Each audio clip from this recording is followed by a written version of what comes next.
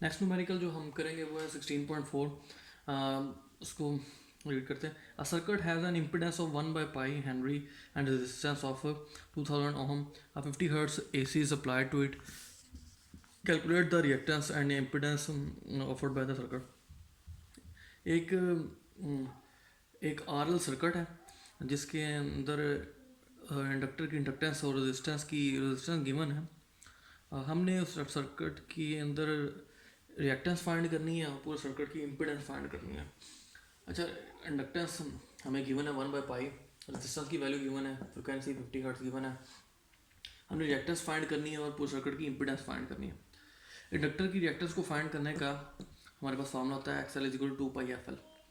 इस फार्मूले के अंदर हम वैल्यूज पुट करेंगे। 2π ऐसे ही रहेगा, 50 फ्रिक्वेंसी 50 हर्ट्ज हम पुट करते हैं और इंडक्टेंस है 1/π, उसको पुट किया। ये पाई से कट जाता है, उसके बाद 250 से मल्टीप्लाई होगा तो 100 हमारे पास रिएक्टेंस का आंसर। उसके बाद जो दूसरी चीज़ हमने फाइंड करनी है वो है इम्पिडेंस। एक RL सर्किट की इम्पिडेंस को फाइंड करने का formula Z is equal to √XL² plus R²।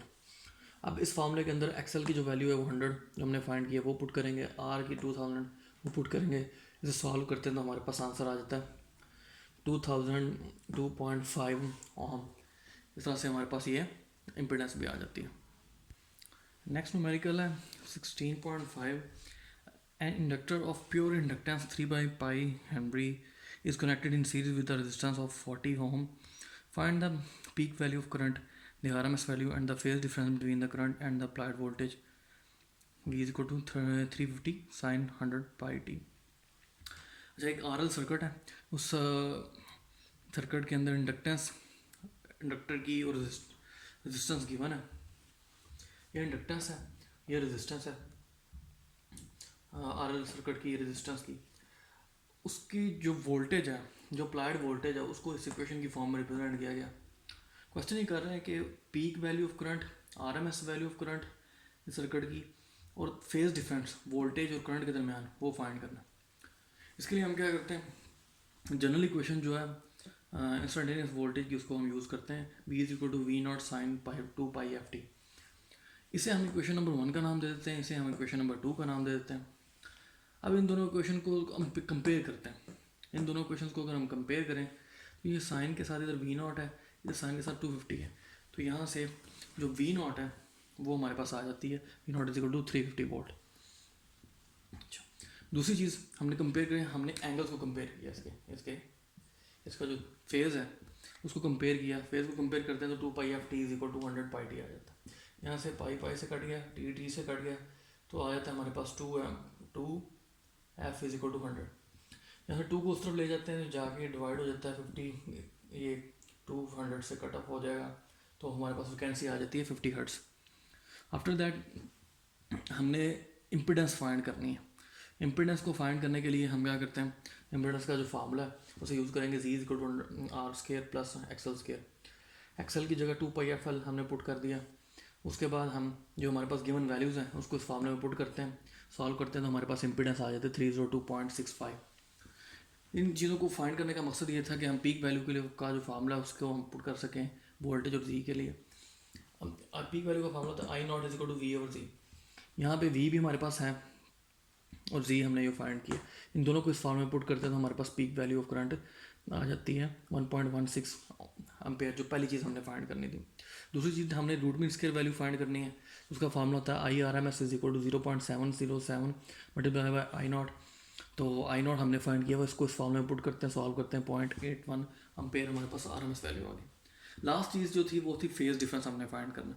Phase difference का फाइंड करने का formula theta is equal to tan inverse 2πl over R।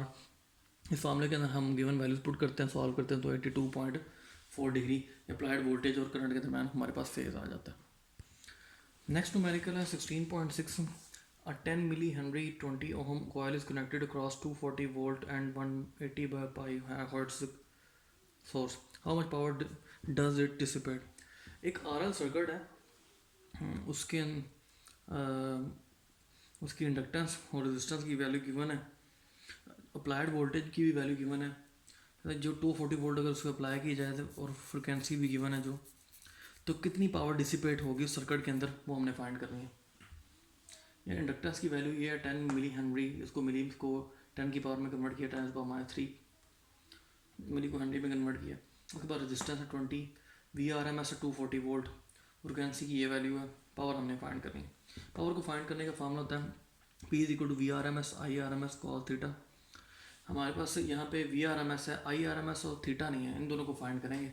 उसके लिए हम इम्पिडेंस को फाइंड करने का formula Z is equal to √R² plus XL², उसको अप्लाई करते हैं। XL 2πfl के इक्वल हो तो इसकी वैल्यू लिखी। हमारे पास जो गिवन डाटा है उसको इधर पुट करते हैं, सॉल्व करते हैं तो 20.32 ओम हमारे पास इम्पिडेंस आ जाती है। उसके बाद IRMS हमने फाइंड करना था। IRMS होता है V/Z। V हमारा RMS ये है हमारे पास, और Z की ये वैल्यू उसको पुट करें, सॉल्व करें, 11.81 है, हम एम्पेयर हमारे पास से करंट आ जाता है। उसके बाद जो मेन चीज़ दूसरी चीज़ फाइंड करनी थी वो था phase theta. Theta is equal to tan inverse XL/R, ये हमारे पास फार्मूला। इस फार्मूले के अंदर हम वैल्यूज पुट करते हैं जिस तरह से इधर फाइंड की थी हमने, उसे पुट करें, सॉल्व करें तो 10.2 डिग्री हमारे पास फेज आ जाता है। अब थीटा को, IRMS को और उस वोल्टेज को इस फार्मूले के अंदर पुट करें, सॉल्व करें तो हमारे पास पावर आ जाती है 2778 वाट।